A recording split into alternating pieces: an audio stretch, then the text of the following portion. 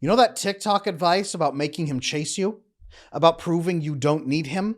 And being the independent woman that he can't resist? Well, that's scientifically destroying your ability to bond with him. If you've been following the viral dating trends lately and you're wondering why good men keep slipping away, this video is going to expose exactly what's been sabotaging your love life. Now, I know that you have done everything the dating experts told you to do. You've worked on yourself. You've maintained your standards. You've shown that you're a strong, capable woman who can handle anything that life throws at you. You've played hard to get. You've shown him you don't need him. You've proven that you're independent and you're self-sufficient. And yet, your relationships keep failing. I know that you attract men who seem interested at first, but then they lose enthusiasm, don't they? They stop pursuing. They pull back. They say things like, "You're amazing, but..." And then they're gone. Or worse, they stick around, but they never seem truly invested, not in you. They never seem to see you as irreplaceable. You watch other women who seem needier, more dependent. They get the commitment and the devotion that you've been working so hard for. Now, I know that you're exhausted from pretending that you don't care when you desperately do. You're tired of being told that you're intimidating or too independent or too much, when all you were doing was following the advice that was supposed to make you irresistible.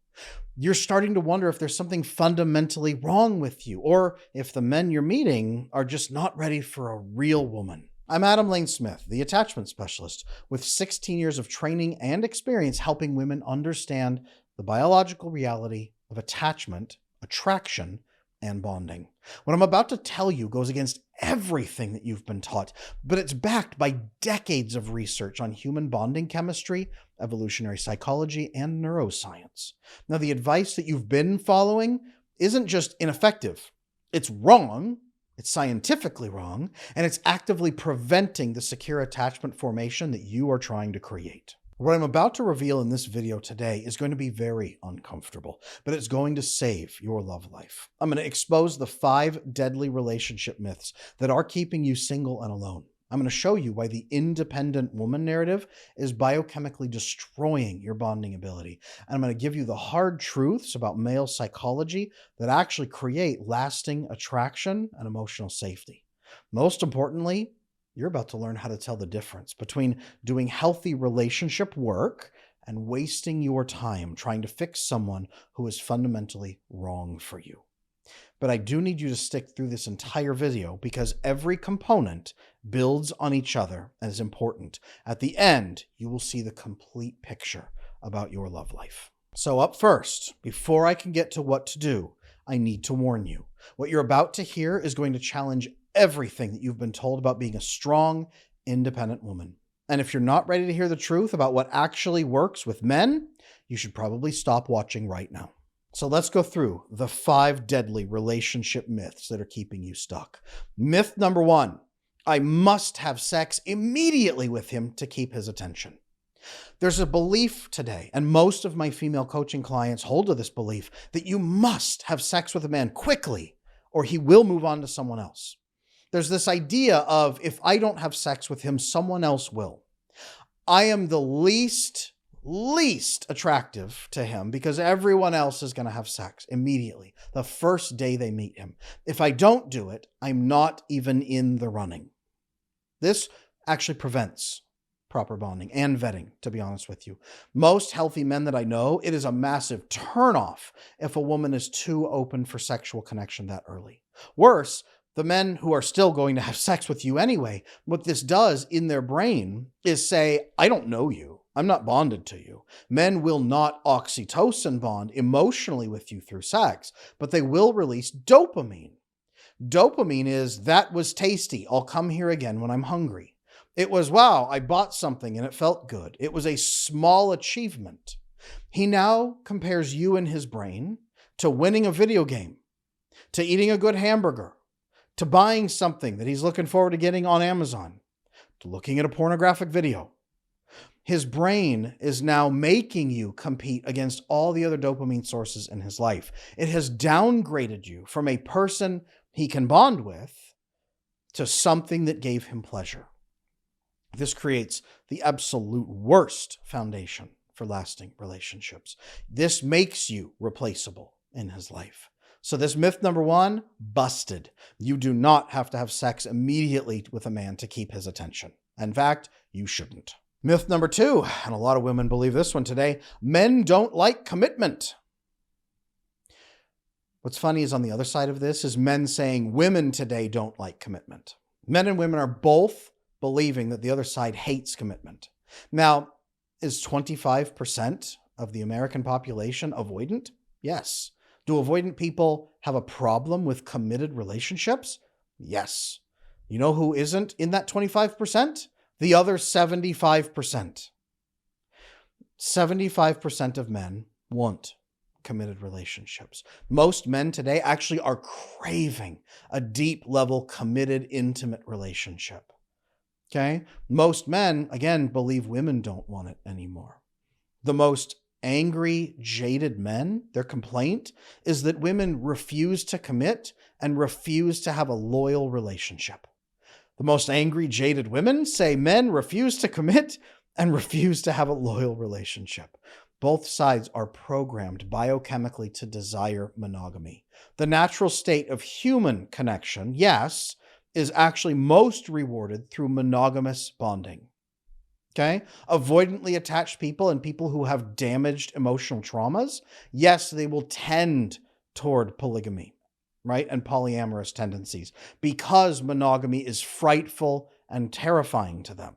We understand the science behind this. There's science coming out all the time showing that higher levels of trauma are associated with difficult in monogamous bonding and higher levels of promiscuous behavior. We know this. Okay? So the men who are most damaged, angry, and frightened don't want commitment. There's a truth. The same is true of those women. Men want committed relationships. Men are seeking it. That's actually a fascinating piece of research. Men are craving actual, intimate, trusting, safe, bonded, committed relationships. Part of the problem is that we don't have very many options for committed, safe, dedicated, loyal relationships like this. There's a lot of problems in the world right now, and one of them centers around the state of marriage. But men do want committed relationships. Most of them do, okay? If you think that men don't, you go into relationships trying to please men by pretending you don't want it either. And this is what gets most women heartbroken. Myth number 3, and this one's terrible. Men don't want or need emotional intimacy. This is a huge relationship myth that men and women both are falling for, okay? This includes, by the way, real emotional connection. Talking about the relationship and talking about emotional connection, processing, all of that. Men biochemically need it, and they biochemically starve without it. The rates of male loneliness are astronomical right now. And did you know that male loneliness is tied to all 10 of the top 10 likely causes of death for men? Intense emotional isolation and loneliness, and then the residual pain and even depression is tied to the top 10 causes of death for men. Men are dying of emotional starvation. Now, the problem is that men don't understand emotional intimacy because they're not trained into it as children. They're actually trained out of it as children. And then very few people come along and start emotionally connecting to them. We do see that girls are built for more emotional intimacy and more likely to try to get it, but they're also more likely to have others give it to them and connect to them. For example, we know that men that grow up with sisters are more likely to have higher mental health rates because those sisters will pursue them for emotional intimacy, but he will also feel more comfortable pursuing her and giving that emotional intimacy to her if they've built a loving relationship. He was trained into it. Men need to be trained into emotional intimacy at a greater rate, possibly, than women do, but also people are more likely to offer emotional intimacy to women, whereas if a man's asking for it, he looks pathetic, especially in our modern culture. Okay? Men need emotional intimacy, and a lot of women are prevented from providing what men actually need. Or, worse, men are rejecting it when women do try to offer it, so women stop. Men have massive emotional needs that get ignored. And usually not because women don't care, but because women think men don't want it. Massive myth that men and women both believe. Here's a huge myth that just breaks my heart when my female clients come in with this one. Myth number 4, I will never be safe in any relationship, so I should settle for the best I can get. I will never be safe in a relationship. I should just settle. Usually this comes across when young women in their 20s and 30s say, Adam, I don't think I want children. I mean, I kind of want kids when I'm with a man that I feel safe with, but I'm not really with men that I feel safe with, so I don't think I want kids. Well, no, wait a minute. You want kids when you're with a man that you're safe with. You want to be with a man who's safe, right? Well, yeah, but that's almost impossible. No, so there's what you actually want, but you're giving up on it. I will never be safe in relationships, so I should settle. Here is the problem. It creates self-fulfilling prophecies. It's impossible to get safety. I'll settle for less. You people please. The men who would actually provide safety and commitment back off because they think you don't want it because you're signaling wrong. And the men who won't give it jump in because they say, hey, free love, free sex. It creates self-fulfilling prophecies where you're never safe in your relationships. You also have to be able to receive safety. A man must be providing it, but you must also have a nervous system that can receive it. Attachment issues, all of the insecure styles, have a hard time receiving actual safety because they don't believe in it. So they actually run away from it because they think it's a trap if they're ever given it. Settling prevents the formation of secure attachment. You should be safe. You should feel safe in your relationships. That includes not having to walk on eggshells, by the way. And myth number 5 is just, it's devastating. I have 3 daughters. This is one that keeps me up at night. Women believe myth number 5 a lot. I have to be interesting all the time to keep him. I try to make sure my daughters never have to be interesting to get my attention. But there's a lot of fathers out there who don't give appropriate attention to their daughters. So their daughters are constantly performing, trying to get someone to notice them. And then she grows up into the world and says, the only way to get a man to keep me and accept me and not abandon me is to be interesting all the time. It's an exhausting belief that constant entertainment is required. I've been seeing a lot of articles lately about something called man keeping, where women feel like they have to constantly water a man like he's a houseplant. They have to constantly, no. Your relationship should not be based on your constant performance. It should be based on your character. Now, your performance will spring from your character, but it's not the performance that should keep you interesting. It's who you are. Same thing for men. Their character is what should matter. A good man with good character will have certain performance, but it's not the performance that healthy women are looking for. It's the character. Believing that it's the performance itself that people want prevents authentic connection because you hide who you are as a liability and you rely on the performance alone to please them. This loops back to the first myth of I have to have sex with him immediately to keep him interested or everyone else will get him instead. If you think the performance is all that you offer, your whole life will be a performance. It creates way too much pressure.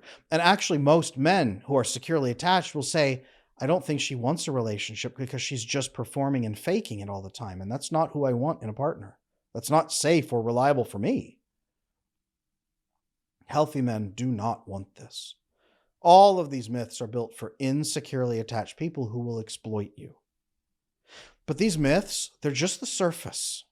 What I'm about to show you next is why the whole independent woman narrative biochemically destroys your ability to bond with any man. And I'm going to promise you, this is going to be painful to hear, but it has purpose. The goal here is to build you a love life that actually fulfills you. So stick with me. Let's go through the tough part. I get asked all the time, what is my attachment style? What is my attachment style? What is my attachment style? So I have finally launched the attachment assessment. This is not a short quiz that just spits out an answer after 3 seconds. This is a thorough, in-depth, science-backed assessment. Check it out on my website, adamlanesmith.com, and learn your attachment style, the severity of what you're dealing with, and some next steps you can take right now to build very secure attachment. Most women are being trained to be so self-sufficient, so independent, have no needs, no desires, that independent messaging now flies in the face of all hunter-gatherer evolution, brain scans, biochemistry, and how a woman's nervous system is designed to work. If you've been on TikTok, you probably have seen the trend of women saying, "I'm tired of being in my masculine." Being in your masculine means being self-sufficient. Okay? It means drawing a perimeter of safety, keeping that perimeter, and going out of the safety perimeter to acquire resources through sweat and blood and drag them back into your perimeter. That is a masculine thing that women can do, but destroys you. Women can do this with massive, crushing effects on your fertility. Devastating issues like PCOS. Massive stress-induced issues, autoimmune disorders, chronic pain, migraines, low immune system, sleeplessness, insomnia, right? Deep, overwhelming anxiety and depression. Doing the masculine is possible, but it destroys you because you're not biochemically built to do it long-term. You are supposed to do it only in times where the masculine is not there to do it for you. Again, you can, but you shouldn't have to. It also negates your ability to actually live in your feminine and do your feminine behaviors that no one can replace. Women can replace men to some extent, but it kills you. And men can't replace women. Okay? Biochemically and emotionally, it will destroy you. Now, at the same time, a woman who is hyper-independent, the only person you're going to attract is an avoidant man who wants a hyper-independent woman who has zero liability on him. That's all you're attracting, is avoidantly attached men. Now, for a healthy man, or disorganized, anxious, any of the other men, saying, "I don't need a man," means I don't need the masculine in my life. I am my own man. I want you to sit there, and all you're going to do is give me emotions and experiences. Your entire purpose in my life is to give me good feelings and good experiences. Everything else I can replace you for. Now, a good man will hear this and say, "Wow, that's horrible and degrading. I'm replaceable and I'm worthless to you." This defies all natural bonding. It prevents any level of true happiness. You are going to be angry, miserable, and irritable the whole time, and he's going to be detached and feel like he offers nothing. I work with a tremendous number of very financially wealthy female clients, and they come in with this messaging that men don't like women who have more money than them. And I've heard this a lot. I've heard a lot. It's not true. Men don't like it when a woman has no need for him. But biochemically, evolutionary psychology-wise, neurobiochemically, a woman does need the masculine so that she can enter a rest parasympathetic state, decrease cortisol, increase her estrogen, have periods and cycles that are healthy, have a proper immune system, no migraines, less muscle tension, less chronic pain, clearer thinking, deeper sleeping, richer serotonin levels, proper oxytocin bonding, and long-term longevity, overall well-being. To have a masculine figure in your life who is performing their proper duty is biochemically sound. Now, could you do without this? Yes, but we've described what your life is. Look around us. An estimated 1/4 of all American women are on a psych med. They are deeply unhappy. They are on TikTok saying, "I am tired of being masculine." So you need someone who is masculine and safe and dependable and trustworthy and worthy of your respect. Yes, you need a worthy masculine man who is safe and provides safety to you. I've talked extensively about the safety that men must provide. But yes, you do need a man. And yes, a man does need you as well, by the way. Now, here's some serious problems. If you say we are two individuals in a relationship and there is nothing that you offer me, or if he says it to you, what this does is prevent the deepest, most monogamous bonding that you need. There's a biochemical called vasopressin. It's a bonding hormone. And we see that in mammals, when we block it, they cheat. And when we flood them with it, they become fiercely monogamous and intimate and protective. We solve problems and get vasopressin. If we solve problems alone, we get no vasopressin. If we solve problems with somebody, we get vasopressin and associate it with that person.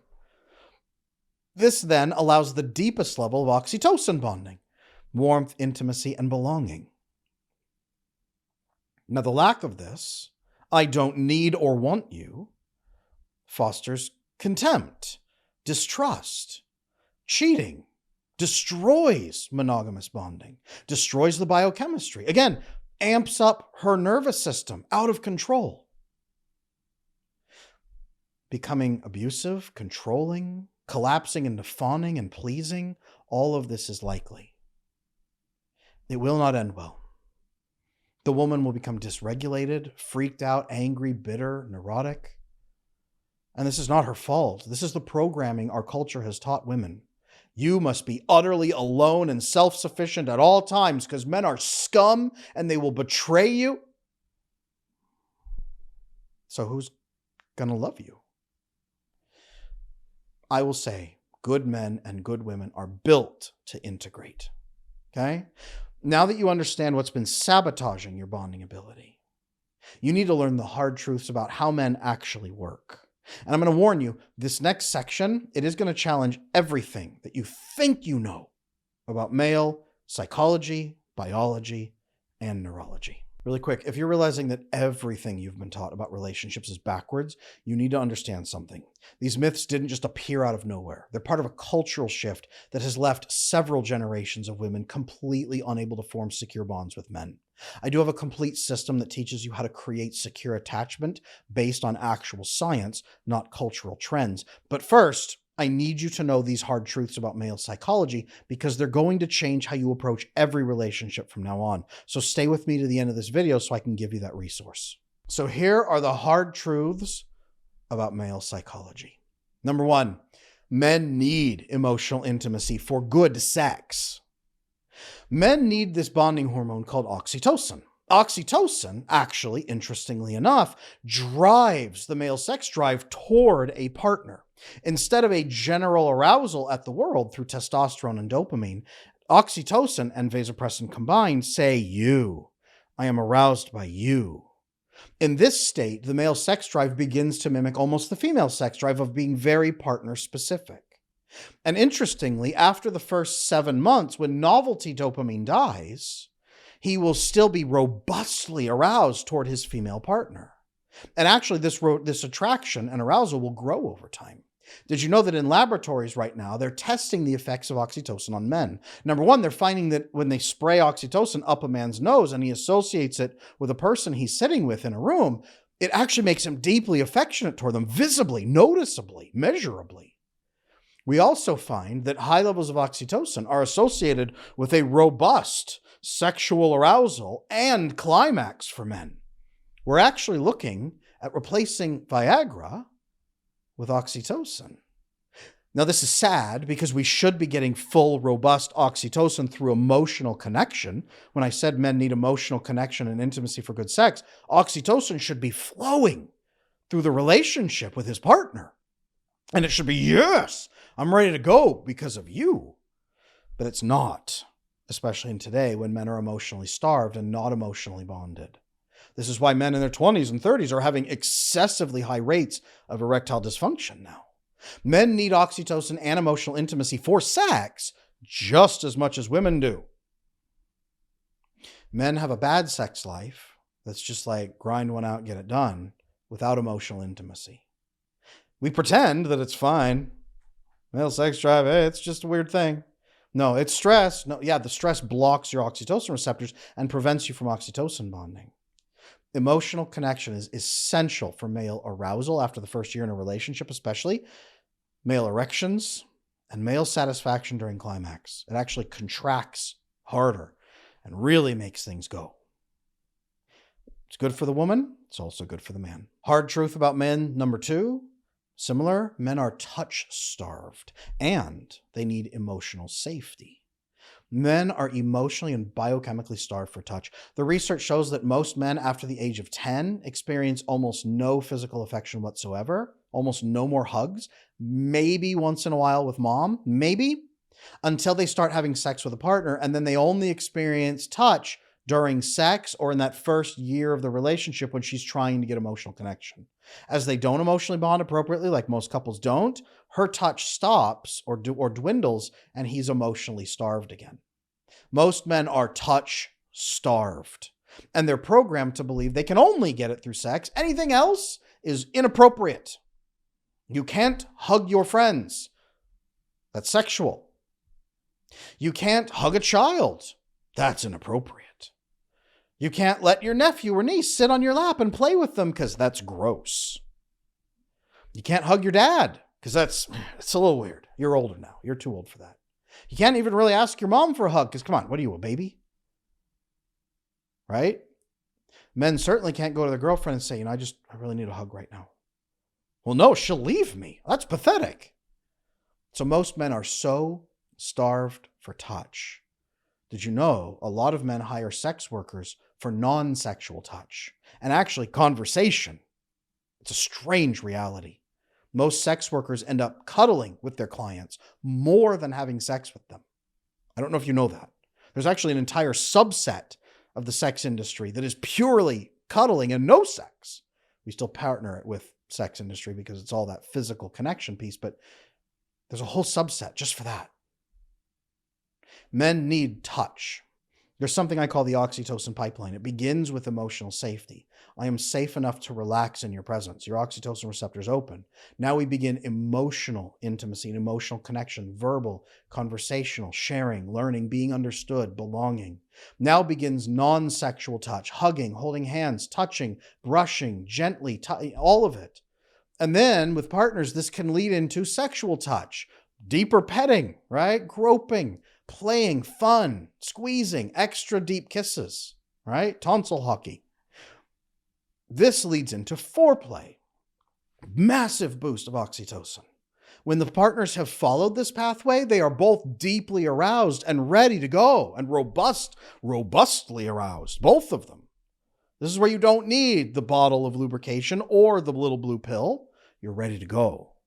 Leading into a full, enriched sexual experience where they are oxytocin bonding, where she's climaxing multiple times because oxytocin contracts the uterus. And he's having a great time, better than he's ever felt. Leading into explosion and then aftercare, where you're emotionally connected for 5, 10, 15 minutes, talking, touching, safe. Looping back to emotional intimacy. And going through the whole pipeline again and again and again. And most men and women are not getting this. Now, this leads into harsh truth number 3 about men is that sexual needs are real and must be understood. Sexual starvation is real for men.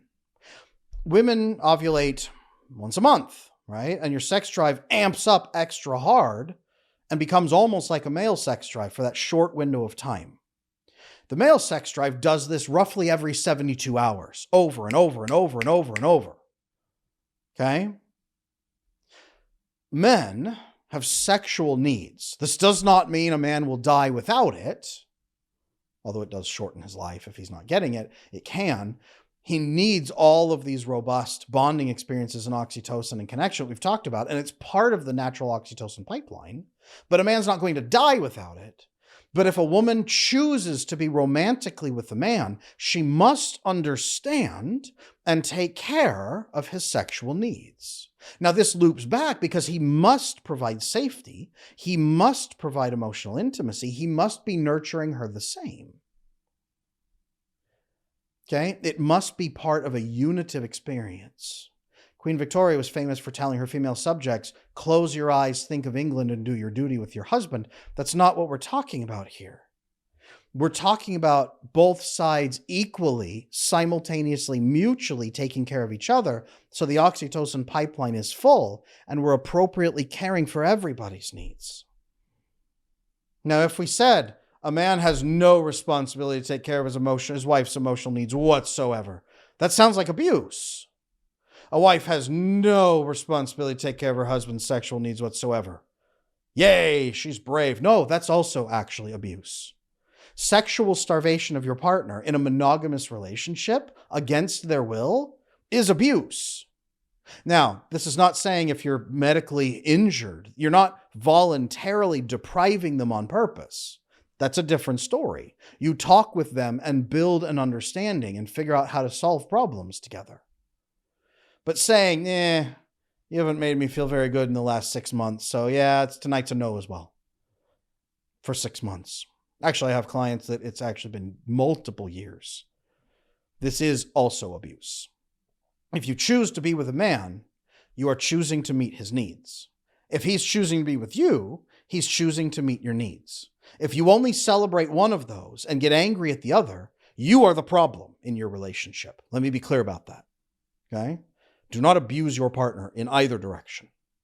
I know that a lot of the people watching this show right now have had attachment issues for their entire life. That's why I want to invite every single one of you to check out my attachment repair program. It just might be the jump that you need to go from insecurely attached and lonely and frustrated to fully secure, connected, and bonded in a great relationship like nothing you've ever felt before. Check out my website, adamlanesmith.com, for the attachment repair program. Now, harsh truth number 4 about men is that men bond best through vasopressin, not just oxytocin. Women do bond intensely through emotions and closeness and feelings and belonging and love and safety. Men don't as much. They do a bit, but mostly men have more receptors than women do for vasopressin. Vasopressin is released when we solve trials, hardship, challenges, problems as a team. Not I solved it and you were nearby, or I fixed it for you, but we did it together. Women must engage in vasopressin bonding with men, solving issues, resolving conflicts, learning skills, solving puzzles and difficulties, or he won't be truly monogamous. He can't be. His brain will say, why am I doing this? This is weird. He will try, maybe, but he won't bond with you appropriately. Again, vasopressin, to many extents, determines your brain's fierce protective of the monogamous bond. So if you don't have vasopressin, your brain is trying to get you to go somewhere else and have fun. You have to actively, diligently fight against it. If we pair this up with being touch-starved and sex-starved and having no emotional connection to your partner, and she's not solving problems with you, she's just sitting there smiling at you, asking for cuddles, his brain will say, why am I here? And he has to say, because I made a choice and now I'm stuck for life, even though I'm unhappy. Men bond best through vasopressin. You actually will too, ladies. That's very useful. Women have those receptors too, but men have more receptors for vasopressin. If you want him to be fiercely protective and territorial, in a good way, over you and over the relationship, vasopressin is a must. Now, harsh truth about men number 5, male communication is the opposite of female communication. Male communication evolved for this purpose. Ted, look out for that mammoth. He's going to kill you. You, kill the man with the big hat. Bring me my gun. Directive, problem solving, short. That's what male communication evolved for. Problem solving, short, exact. The male brain goes to the back to observe and instantly leaps forward to solve a problem. The female brain goes to the back to observe, goes back and forth across the hemispheres to analyze. Female communication grew in close-knit, safe clusters of sharing information, of bonding, of intimacy growth, of nurturing, of revealing and accepting, right? Hunters, gatherers. This is the process. Female communication is about sharing and taking time. Women will communicate with feelings-based things. I need to feel loved. Well, let's spend some time figuring out what that kind of feels like. Male communication says, what the hell is that? I've never felt loved. What do you want? A diamond? Okay, here. A woman will say, hey, let me tell you about my day. And then she starts talking about a difficult problem. And he goes, stop. I've already solved this problem. Here you go. Stop talking. Go away. And he'll be like, yes, I solved her problem in record time with the minimum amount of communication. She must be happy. And the woman says, why did he shut me down? I was just trying to tell him about my day. I already know what to do. Male communication, female communication. Very, very different. Okay? Two things must happen. One, men must understand that female communication often is about bonding, sharing, taking the time.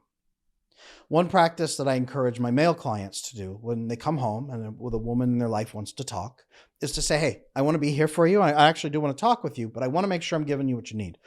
Are you looking to solve a problem quick, or are you wanting to share with me? And 9 times out of 10, their female partner will say, no, I want to share with you.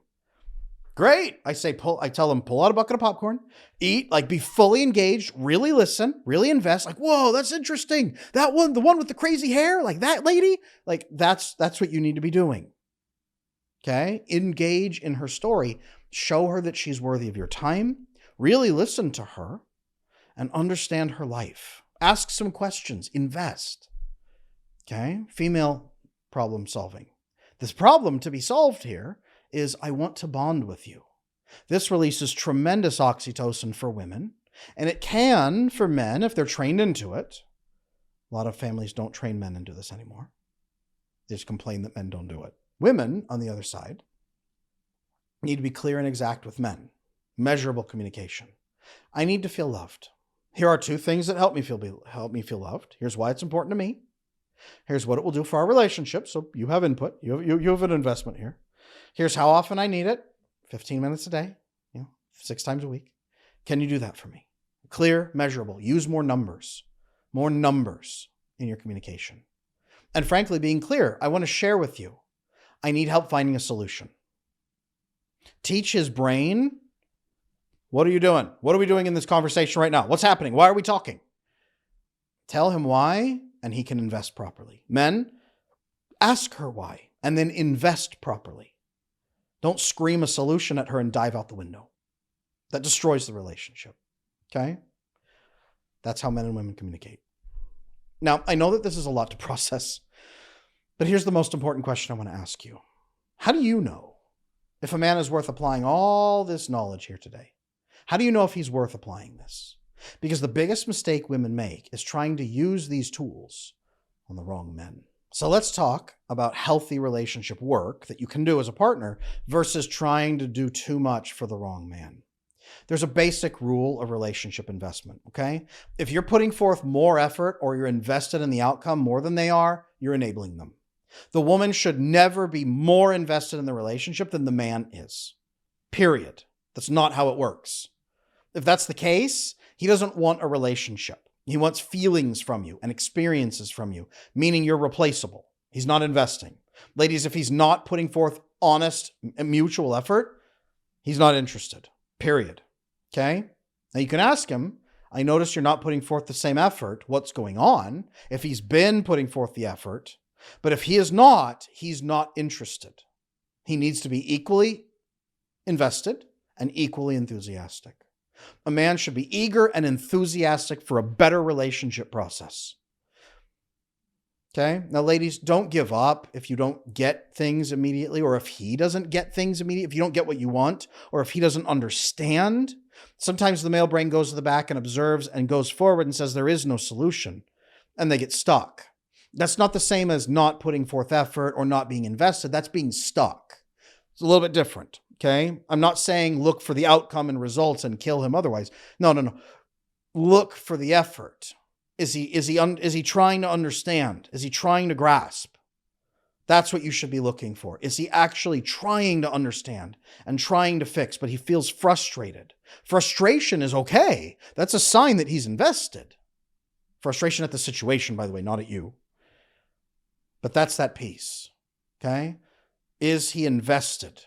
Is he putting in effort? Now, this is a very important piece right here to understand, is that understanding versus dragging. I don't want any woman out there right now to ever drag a man through a relationship, because it will fail you every time. He will blow up in your face and it will devastate you.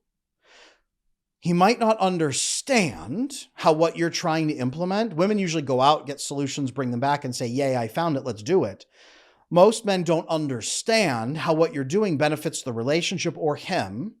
And more than that, he doesn't understand how it's not going to make things worse, because it's more effort for zero benefit, which is exhausting. A lot of men might not know that there's a good alternative. And this is the problem I have with most men. This is why most men don't desperately seek answers until you file for divorce or threaten. Then those men flood into my coaching practice begging for help, right? He needs to be actually investing. It's on him to invest and seek. It's not your job for that. But understand that some good men are just stuck. If so, the role of the feminine is to say, who will you be talking to about this? I cannot continue this, and I'm not telling you I'm filing for divorce, but I cannot continue this, so I need you to take this seriously. We have a time limit. Please get on this. He needs a final warning with a time limit before you file for divorce. Most women don't give that, okay? He needs consequences. He needs pressure. He needs urgency. Most women are too accommodating. I'm not saying be mean. I'm saying have expectations and be clear. Most women have a secret timeline that if he doesn't fix things by X day, she's out, but she doesn't tell him. Serious problem. Okay? Serious problem. That's one way that women destroy relationships that could otherwise be saved. But if you're giving him those timelines and he's refusing, now you're dragging him. This is when it's done.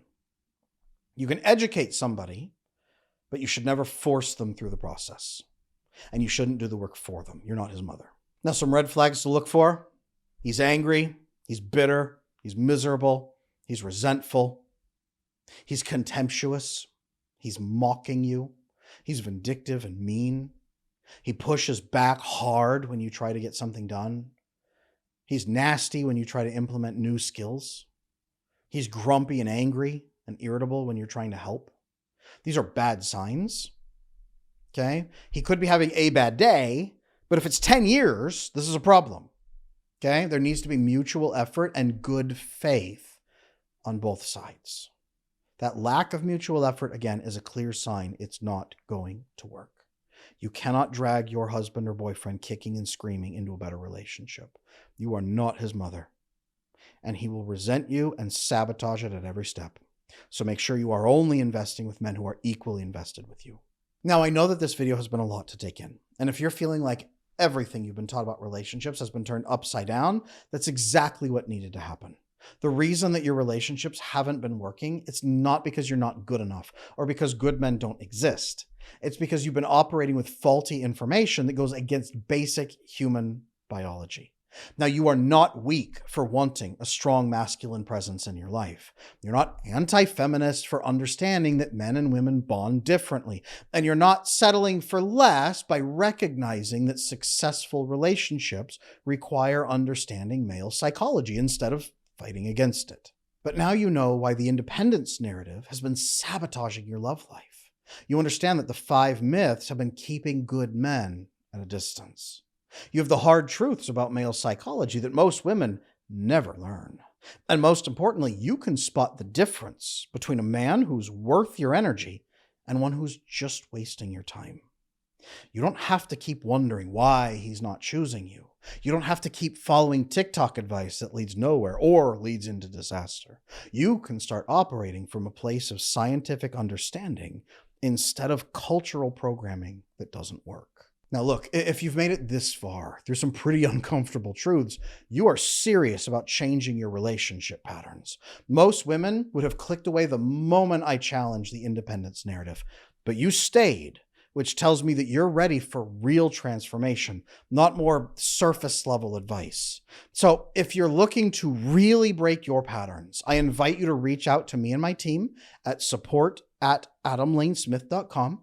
We can share some options for your next steps and show you what to do to finally break those patterns for good and then find the man that you are meant to be with. The one who is eager, enthusiastic, and ready for you. If you want to find that man, send us that email. We will help. I'm Adam Lane Smith, the attachment specialist.